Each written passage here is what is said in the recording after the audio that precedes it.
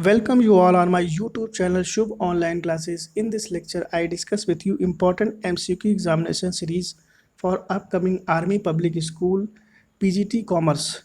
Start with question number 1, that is ABC are partner in a firm ratio of 1/5, 1/3, 7/15. C retire and his share is taken up by A and B in the ratio of 3:2. New profit sharing ratio will be, नया profit sharing ratio क्या है? 1/5, 1/3 और 7/15 के लिए A B C तीन partner थे। सी का retirement होता है और उसके हिस्से को ए और बी के द्वारा 3:2 के रेशियो में ले लिया जाता है। तो सबसे पहला काम आपको क्या करना है, ए बी सी का जो ओल्ड रेशियो है इसको सही करना है कि हमें पता चले कि कितना रेशियो है। तो काम करने के लिए क्या करना है, देखो इन तीनों का एलसीएम लेंगे जो आएगा 15। 1/5 है तो यहाँ पे 5 से डिवाइड करेंगे 15 में, आएगा आपका 3। तो 5 3 जा तो ए का हिस्सा कितना आएगा, 3 हो जाएगा। और बी का हिस्सा कितना है, देखो इसका डिनोमिनेटर कितना है, 3 है। तो 3 से 15 को डिवाइड करेंगे, आएगा 5। तो 5 से 1 में मल्टीप्लाई करेंगे, आ जाएगा 5।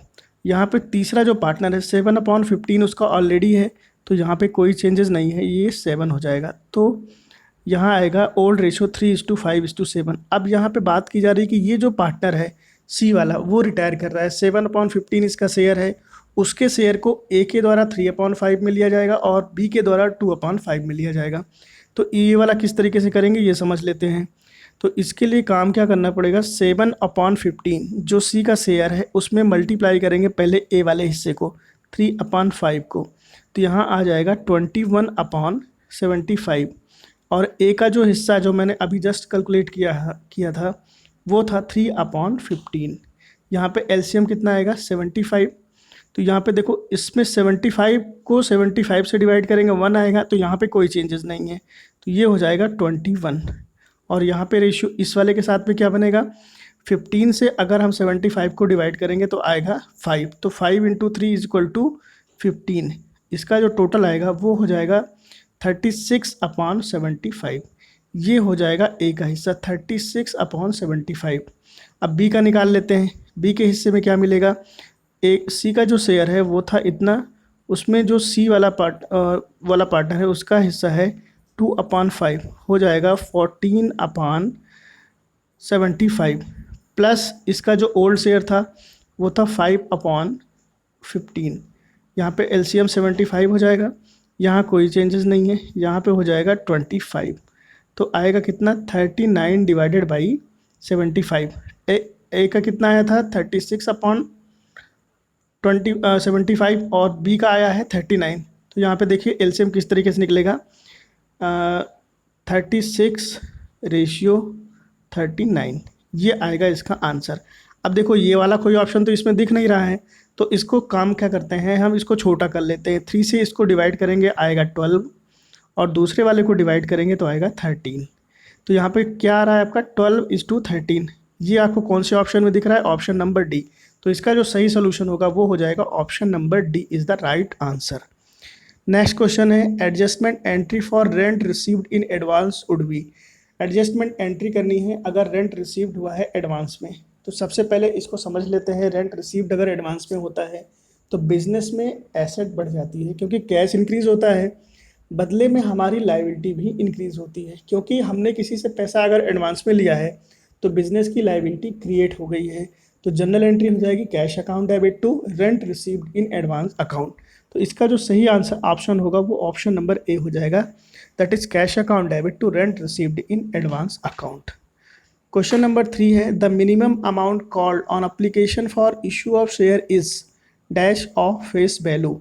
मिनिमम अमाउंट कितना हम ले सकते हैं जब हम शेयर को इशू करते हैं at a time of application. देखिए कोई भी शेयर जो इशू होता है वो अपनी फेस वैल्यू पे इशू होता है। 3 तरीके से इशू हो सकता है, या तो अपनी एट पार की कंडीशन में होगा, या एट प्रीमियम होगा, या एट डिस्काउंट। 3 तरीके से इशू हो सकता है। अभी एट डिस्काउंट पे प्रोहिबिटेड है क्योंकि कोई भी कंपनी डिस्काउंट पे इशू नहीं करती है कोई भी शेयर अभी, तो ये अभी सिलेबस से हटा हुआ है। तो 2 तरीके से इशू होते हैं शेयर, एट अ प्रीमियम और एट पार की कंडीशन में हमारे जो शेयर्स हैं वो इशू होते हैं। कोई भी कंपनी जिस समय वो अप्लीकेशन का पैसा मांगती है अब यहाँ पे कॉल्स की भी थोड़ी सी बात कर लेता हूँ। देखिए हमारा जो शेयर्स जब इशू होता है तो कंपनी पैसे किस तरीके से मांगती है। सबसे पहला जो पैसा मांगेगी वो अप्लीकेशन के लिए मांगेगी, फिर अलॉटमेंट के लिए मांगेगी, फिर कॉल्स करेगी। कॉल्स पे कोई प्रतिबंध नहीं है कंपनी की तरफ से, कंपनी एक्ट की तरफ से वो कितनी भी कॉल्स कर सकती है। मोस्टली कंपनियाँ इसको 2 कॉल्स में ही निपटा देती हैं। तो यहाँ पे अप्लीकेशन, अलॉटमेंट, फर्स्ट कॉल और सेकंड कॉल को हम फाइनल कॉल भी बोलते हैं। तो इस तरीके से वो पैसा लेती हैं। तो यहाँ पे जो मिनिमम अमाउंट या मैक्सिमम अमाउंट लिया जा सकता है वो है 25%, फेस वैल्यू का 25%। सपोज करिए 100 रुपये का शेयर आपने इशू किया हुआ है, तो अप्लीकेशन पे आप मैक्सिमम 25 रुपीज़ मांग सकते हैं। तो इसका जो सही आंसर होगा वो हो जाएगा option number B, that is 25%। Question number 4 है, मशीनरी की कॉस्ट है 30,000 रुपीज़ का, स्क्रैप वैल्यू है 10,000 रुपीज़, लाइफ 5 ईयर है, रेट ऑफ इंटरेस्ट 5% है, references to sinking fund table 0.180975, the depreciation per year will be, कितना आपको कैलकुलेशन करनी है। अगर यहाँ पे ये सिंकिंग फंड मेथड दिया गया है, इस तरीके से करना है, तो सिंकिंग फंड मेथड से डेप्रिशिएशन निकालना बहुत ही आसान है। देखिए किस तरीके से निकलेगा। 30,000 जो कॉस्ट है उसमें से स्क्रैप वैल्यू माइनस करेंगे, कितना आएगा, 20,000 आ जाएगा। 20,000 के साथ में इसको मल्टीप्लाई कर दीजिए 0.180975, आंसर आएगा 3619.50। तो इसका जो सही आंसर होगा ऑप्शन नंबर बी हो जाएगा, दैट इज़ 3619.50। तो ये है रेफरेंस जो हम सिंकिंग फंड मेथड से निकालते हैं, तो उसका ये तरीका दिया गया है। इस तरीके से आप आसानी से इसको कैलकुलेट कर सकते हैं, क्योंकि स्क्रैप वैल्यू को हम माइनस करते हैं। अगर यहाँ पे सिंकिंग फंड मेथड ना होता, नॉर्मल मेथड होता, तो करने का तरीका क्या हो जाता, cost minus scrap value divided by estimated life. तो यहाँ पे आ जाता आपका 4,000 रुपीज़, 4,000 आ जाता। अगर नॉर्मली आप निकालना चाहें इस तरीके 4,000 कैसे आएगा, क्योंकि यहाँ पे रेट भी दिया गया है, तो 20,000 इंटू 5/100 करेंगे तब भी आपका 4,000 आ जाएगा। तो उस तरीके से हम निकालते 4,000 आता है जब नॉर्मल कंडीशन होती है। सिंकिंग फंड मेथड में आपका 3619.50 आंसर आएगा। क्वेश्चन नंबर 5 है, when a company issue share at a premium, the premium amount will be received by it along with. जब एक कंपनी शेयर को इशू करती है प्रीमियम पे, उस समय जो प्रीमियम का पैसा है वो कंपनी किसके साथ में ले सकती है। तो ये डिपेंड करता है कंपनी के ऊपर कि वो कभी भी किसी के भी साथ ले सकती है। किसी के भी साथ का मतलब है वो एप्लीकेशन पे भी ले सकती है, अलॉटमेंट पे भी ले सकती है, कॉस्ट पे भी ले सकती है। तो वो कहीं से भी पैसा ले सकती है। तो इसका जो सही आंसर होगा वो होगा option number D, that is any of the above. Question number 6 है, to what rate does the law limit the commission payable on the issue of debenture. Law के हिसाब से इशू ऑफ डिबेंचर पे कितना commission payable होता है। तो debenture जब भी कोई कंपनी इशू करती है, उस कंडीशन में जो डिबेंचर का कमीशन पेबल होता है वो होता है 2.5%। तो इसका जो सही आंसर हो जाएगा वो हो जाएगा option number B, that is 2.5%। Question number 7 है, what rate should the commission payable on the issue of debenture not exceeded. ऐसा कौन सा रेट है जब डिबेंचर इशू होता है तो इससे ज़्यादा नहीं हो सकता है। किससे ज़्यादा नहीं हो सकता है, अभी मैंने जस्ट पिछला वाला क्वेश्चन कराया था, बस वही आपको रेट यहाँ भी एप्लीकेबल कर देना, यानी 2.5% से ज़्यादा नहीं होना चाहिए। तो ये आपके लिए दोनों के लिए है कि मैक्सिमम कितना कमीशन दे सकता है 2.5%, और किससे अधिक नहीं होना चाहिए तो 2.5%। तो क्वेश्चन नंबर 6 और 7 दोनों सिमिलर टाइप के हैं। ये आपके आए हुए क्वेश्चन हैं, आपके एपीएस के एग्ज़ाम में पिछले साल की क्वेश्चन हैं ये। क्वेश्चन नंबर 8 है, when FIFO method is in used the closing inventory is valued at. देखिए फीफो का मतलब होता है फर्स्ट इन फर्स्ट आउट। जब कोई भी कंपनी फीफो मेथड को अप्लाई करती है, उस समय इन्वेंट्री किस तरीके से, क्लोजिंग इन्वेंट्री जो होगी वो किस तरीके से वैल्यूड होगी। तो फीफो मेथड का मतलब क्या होता है, जो भी कोई गुड्स आती है, सपोज करिए फर्स्ट टाइम हमने 5,000 फ़ैन खरीदे थे, 5,000 फ़ैन एट द रेट 5, कितना आया इसका 25,000 रुपीज़। उसके बाद हमने बेचा है 1,000 फ़ैन, वो भी हमारा एट द रेट है 5, तो बचेगा कितना 4,000। तो ये जो 4,000 है वो किस रेट पे जा रहा है, उसके लिए जो है रीसेंट कॉस्ट पेड, कितना कॉस्ट पेड हुआ है। तो इसके लिए जो सही आंसर होगा, ऑप्शन होगा, वो option number B, recent cost paid, कितना कॉस्ट हमने रिसेंटली पेड किया है, इस पे ही क्लोजिंग इन्वेंट्री वैल्यूड होती है। क्वेश्चन नंबर 9 है, if the cost of goods sold is ₹1 lakh and opening and closing stock are 20,000 and 30,000 respectively, what will be the stock turnover ratio. तो यहाँ पे स्टॉक टर्नओवर रेशियो का सबसे पहले तो आपको फार्मूला पता होना चाहिए। स्टॉक टर्नओवर रेशियो का फार्मूला होता है cost of goods sold divided by average inventory. तो cost of goods sold already दिया गया है 1 लाख रुपए, हमने लिख लिया 1 लाख रुपए, divided by average inventory. Average inventory का मतलब होता है opening stock plus closing stock divided by 2। तो 20,000 प्लस 30,000 डिवाइडेड बाई 2 करेंगे तो आएगा 25,000 रुपये। अब 1 लाख को 25 से आप डिवाइड करेंगे तो क्या आंसर आएगा 4 टाइम्स। तो इसका जो राइट आंसर हो जाएगा option number B, that is 4 times. Match the following list है test of activity, option number B है test of liquidity, option number C है test of profitability, option number D है test of solvency. तो यहाँ पे list 2 दी गई है, कौन सा रेशियो होगा। टेस्ट ऑफ एक्टिविटी के सामने दिया गया है एसिड टेस्ट रेशियो, और ऑप्शन नंबर बी के सामने दिया गया है डेब्ट equity ratio, option number C के सामने दिया गया है debtors turnover ratio, option number D है ROI रिटर्न ऑन इन्वेस्टमेंट। तो इस क्वेश्चन का जो सही आंसर हो जाएगा वो हो जाएगा ऑप्शन नंबर बी, क्योंकि टेस्ट ऑफ एक्टिविटी का जो सही सोल्यूशन है वो है डेब्ट इक्विटी रेशियो। जब हम कोई एक्टिविटी करते हैं तो हम ये देखते हैं कि हमारे डेब्ट कितने हैं हमारे इक्विटी के कंपैरिजन में। दूसरा ऑप्शन है test of liability, acid test ratio आएगा इसका, क्योंकि हम देखते हैं यहाँ पे जब लिक्विडिटी की बात की जाती है तो कितना ज़्यादा हमारा ऐसा कैश है, कितने ज़्यादा ऐसी चीज़ें हैं जो कैश में जल्दी से जल्दी कन्वर्जन हो सकें। तीसरा है टेस्ट ऑफ प्रॉफिटेबिलिटी, जिसका सही आंसर हो जाएगा रिटर्न ऑन इन्वेस्टमेंट, यानी जो पैसे हमने मार्केट में लगा रखे हैं उससे कितना जल्दी पैसे हमें या कितना ज़्यादा पैसे हमें रिटर्न होते हैं। और लास्ट वाला है option number D test of solvency, और इसका जो सही आंसर हो जाएगा इस वाले का वो होगा option number C, option number 3 test of यानी डेटर्स टर्नओवर रेशियो। डेटर्स जिन लोगों को हमने पैसे दे रखे हैं, उधार में दे रखे हैं, बिजनेस ने बाहरी लोगों को जो उधार में सामान बेचा हुआ है उनसे कितनी जल्दी पैसे रिटर्न होने की संभावना है, ये हमारा होता है टेस्ट ऑफ सॉल्वेंसी रेशियो में। तो ये इसका राइट आंसर जो हो जाएगा, राइट ऑप्शन जो हो जाएगा ऑप्शन नंबर बी हो जाएगा, ये वाला।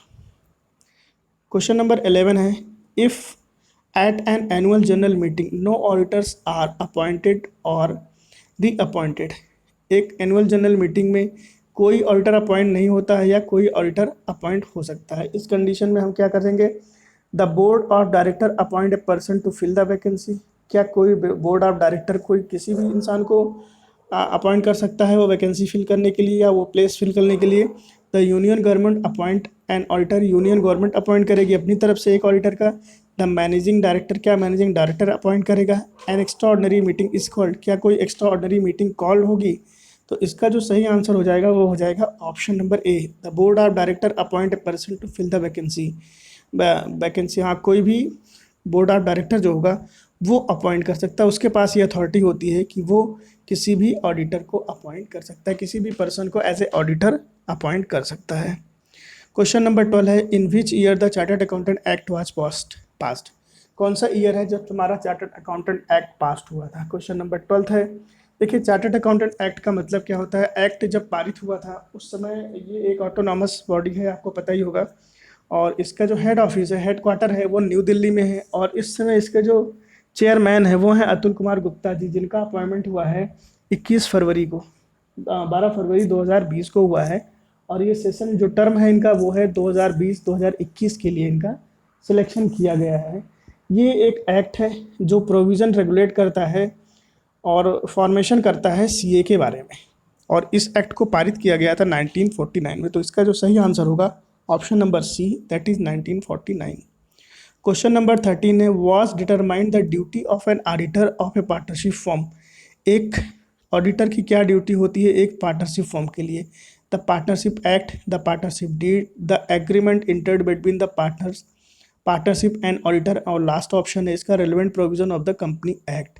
तो इस क्वेश्चन का जो राइट आंसर होगा वो होगा option number D, relevant provision of the company act. Company act के कौन कौन से प्रोविज़न हैं जो पार्टनरशिप एक्ट पे भी लागू होते हैं, उसके लिए वो अपनी ड्यूटीज़ और रिस्पॉन्सिबिलिटी को समझता है एक ऑडिटर पार्टनरशिप फर्म के लिए। क्वेश्चन नंबर 14 है, generated increase sales by neglecting quality control, production efficiency and और cash flow management are over marketing, remarketing, under marketing and de demarketing. तो यहाँ पे जनरल देखिए, जो जनरल हम अपनी सेल को जो इंक्रीज करने के लिए क्वालिटी को निगलेक्ट करते हैं, प्रोडक्शन इफिशियंसी और कैश फ्लो मैनेजमेंट वगैरह, इन सब को हम क्या करते हैं, निगलेक्ट करते हैं। तो ये हमारा किस टाइप का मार्केटिंग होता है, ये आपको बताना है। ये है आपका ओवर मार्केटिंग, ऑप्शन नंबर ए, यानी ओवर मार्केटिंग कहलाएगा। तो उस कंडीशन में ये सारी चीज़ें होती हैं।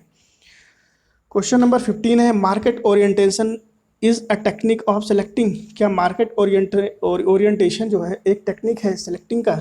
इसका ऑप्शन है product integration, concentration marketing, additional segmentation और मार्केटिंग मिक्स। तो इस क्वेश्चन का जो राइट आंसर हो जाएगा वो होगा option number D, that is marketing mix. Marketing mix में हम मार्केट का ओरिएंटेशन करते हैं और एक टेक्निक यूज़ करते हैं सिलेक्शन के लिए। क्वेश्चन नंबर 16 है, when buyers have to narrow an image of brand is known as. देखिए, एक बायर जो होता है वो बहुत ही नैरो होता है, किसके लिए? किसी भी ब्रांड की एक इमेज के लिए। ये क्या कहलाता है? Under positive error, doubtful positioning error, confused positioning error and over positioning error. तो क्या इसमें से ऑप्शन हो सकता है? ये हो सकता है आपका ओवर पॉजिशनिंग एरर, यानी उसका अंधविश्वास है उस पर। तो ये है ओवर पॉजिशनिंग एरर कहलाता है ये। Under the company act 1956 a person can be A director in. Company act 1956 जो हमारा एक्ट है, उसमें एक पर्सन कितनी कंपनियों के डायरेक्टर हो सकता है? ऑप्शन ए है 7 कंपनीज, ऑप्शन बी है 10 कंपनीज, ऑप्शन सी है 20 कंपनीज, ऑप्शन डी है 25 कंपनी। तो 1956 एक्ट के सेक्शंस में ये बातें कही गई हैं कि एक डायरेक्टर 20 कंपनी में डायरेक्टर हो सकता है। तो option number C is the right answer for this question. Question number 18 है, which one of the following is not an example of profitability ratio. इसमें से कौन ऐसा है जो प्रॉफिटेबिलिटी रेशियो का एग्जाम्पल नहीं है? Option number A operating ratio, option number B return on investment, option number C earning profits shares EPS and option number D interest coverage ratio. तो ये जो इसका आंसर ऑप्शन होगा that is operating ratio, option number A. ये profitability ratio का नहीं होता है कोई भी एग्जाम्पल। क्वेश्चन नंबर 19 है, the budget which commonly takes from the budgeted profit and loss account and balance sheet is. देखिए, किसी भी एक कंपनी का जो बजट प्रॉफिट होता है या लॉस होता है वो बैलेंस शीट के लिए क्या कहलाता है, बजट के लिए क्या कहलाता है? कैश बजट होता है, मास्टर बजट होता है, फ्लेक्सिबल बजट होता है या सेल्स बजट होता है? तो इसका जो राइट आंसर होगा वो होगा मास्टर बजट, क्योंकि ये हमारे लिए मास्टर बजट कहलाता है। लास्ट क्वेश्चन है आज की वीडियो का, the physical प्रोसेसन of equity share in case of GDR is with. देखिए, फिजिकल प्रोसेसन किसी भी इक्विटी शेयर के लिए जीडीआर की कंडीशन में क्या होगा, यानी ग्रॉस डोमेस्टिक रिजर्व्स के लिए क्या कहलाएगा? डिपॉजिटरी, कस्टोडियन, फॉरेन इन्वेस्टर या गवर्नमेंट। तो इसका जो राइट आंसर होगा वो हो जाएगा option number B, that is custodian, क्योंकि ग्रॉस डोमेस्टिक रिजर्व के लिए कस्टोडियन फिजिकल प्रोसेसन का काम करता है। तो ये था मेरा आज का वीडियो, उम्मीद है आपको पसंद आया होगा। ये पूरा का पूरा एक एग्जामिनेशन सीरीज़ है। इसमें मैंने जो प्लान किया हुआ है वो अप्रॉक्स 1000 प्लस क्वेश्चंस के वीडियो आपको जल्दी ही अवेलेबल हो जाएंगे हमारे चैनल पे। तो आप दोस्तों के साथ ज़्यादा से ज़्यादा शेयर करें, जो भी आपके यार मित्र हैं उनको हमारा चैनल सब्सक्राइब करवाएं, साथ ही बेल आइकॉन को भी प्रेस करवा दें ताकि वो उनको हमारे लेटेस्ट नोटिफिकेशन वीडियो के फटाफट मिलते रहें। और आपको अगर हमारा वीडियो पसंद आता है तो कमेंट ज़रूर करिएगा। Thank you so much.